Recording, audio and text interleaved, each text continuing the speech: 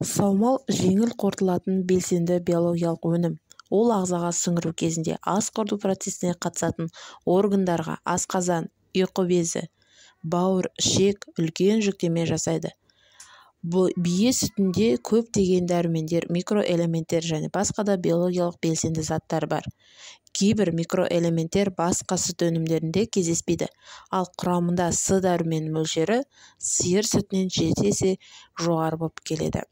Қалай қолдану керек? Тәулігіне 1 литр саумал ішсеңіз, ағзаңыз жоғары сенімді ақуыздармен, амин қышқылдармен, оңай қорытылатын майлармен, дәрумендермен және де басқа да минералды элементтермен қамтамасыз етіледі.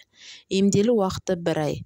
Бірақ толық пайда алу үшін кейбір ережелер сақтау керек. Мысалы, ол өзінің негізгі пайдалы қасиеттерін сауылғаннан кейін 3 сағаттың ішінде жоғалтылады. Алайда саумалды мұздатып арқылы өмірін ұзартуға болады. Ол барлық биологиялық белсенді компоненттерден, дәрумендерден сақтайды.